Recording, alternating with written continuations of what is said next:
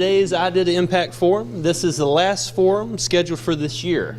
As our series has drilled down deeper and deeper into the nuances of effective idea development and product commercialization, we've come to the final task of starting a company and finding funding for project development. The last forum, we learned that small businesses are eligible for funding through Small Business Innovation Research Grants and Small Business Technology Transfer Grants. We call this free money because the project is advanced without giving up ownership. Today we look at bootstrapping or lean startup approaches and the money with strings attached, such as loans and angel investment. If you are attending your first Idea to Impact forum for this year, then let me briefly recall some of the high points that earlier forums mentioned. From our experts, we learned that successful innovators and innovators are different. They have a passion for making their idea a reality. But be warned that passion alone isn't enough. Successful innovators have to be smart and take advantage of as many resources as possible. There are a number of skilled advisors throughout the community who can assist you and may do it as a service with no cost, like the Small Business Technology Development Center. We have uncovered that there are mutual benefits of academic industry partnerships that can provide you funding and give you access to cutting-edge technology. Additionally, there is free money such as SBR and STTR grants available to help fund project development and get the idea out of the lab or classroom and into the commercial realm. Today we have another outstanding panel that will provide us with valuable insight into their knowledge and experience with bootstrapping and early stage investment. Facilitating today's discussion is David Mayo on the far end. David has served as business counselor for ECU's Office of Small Business and Technology Development Center for 5 years. He is a graduate of NC State University with a degree in business management and marketing and received his MBA from ECU. David's focus area with the SBTDC includes entrepreneurship, economic development, management counseling, business plan development, and fundraising. Starting this fall, David will become a faculty member in the ECU College of Business, where he will provide guidance on being an entrepreneur. Next, we have Mark Phillips. Mark is the Vice President of Statewide Operations and Executive Director for the Eastern Region of the North Carolina Biotechnology Center. Mark has over 30 years' experience in all areas of management, including human resources, finance, customer service, external governmental relations, marketing and sales, and economic development in the electric, telecommunication, and pharmaceutical industries. Mark has been employed with the NC Biotech Center since September 2009, and his current role as Vice President of Statewide Operations. He is responsible for the oversight and coordination of the 5 regional statewide offices and their activities.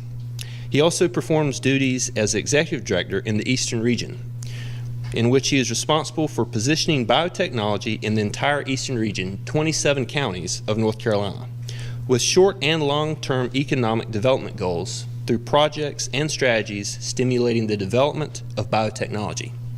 Mark is also responsible for the facilitation of partnerships among government, business, academic, policy, and educational participants. By representing the regional biotechnology community statewide and by identifying and strengthening regional areas of application. He also identifies opportunities and assists in the establishment or recruitment of biotechnology companies and serves as a regional conduit, advocate, and primary contact to the programs and goals of the NC Biotech Center.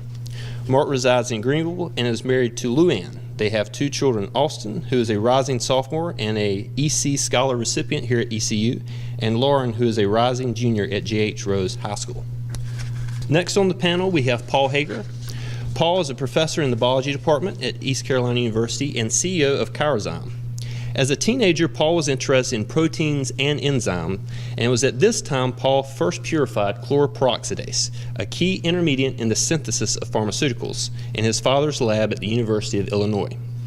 Paul received a PhD in biochemistry at UC Berkeley and subsequently did a postdoc with Herb Boyer, who founded Genentech. Soon after, Paul took a position at the Brody School of Medicine as a research assistant professor in the Department of Microbiology and Immunology, and then transitioned to the biology department as a teaching assistant professor. During this time, Paul, along with his father, co-founded Chyrozyme Labs, which produces chloroperoxidase commercially. Paul anticipates that the market for chloroperoxidase to rapidly grow as it is recently found to be a useful sensor of biological and chemical warfare agents. In addition to his science accolades, Paul is currently the president of the Greenville, USA Dance Chapter and is also an active motorcycle enthusiast and teaches several classes a year for the NC Motorcycle Safety Education Program. Rounding out the panel, we have John Austin.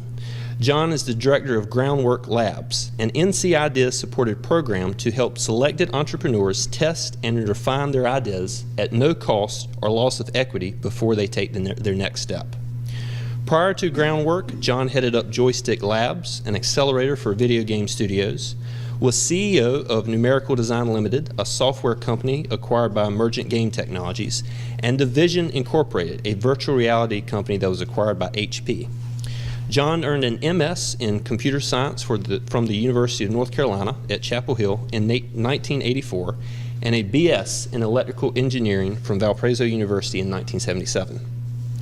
If you are new to the Idea to Impact Forum, let me walk you through the format. David will facilitate the discussion for about 45 minutes. Then we will follow up with Q&A. You will see on your table note cards and pencils. Please use these to write questions for our panelists. Lucretia and myself, after the fireside chat has concluded, will come and pick up those cards. You will notice that the session is being recorded, so if you need to get up and move around, please don't walk in front of the cameras. It is now my pleasure to turn this over to David. Well,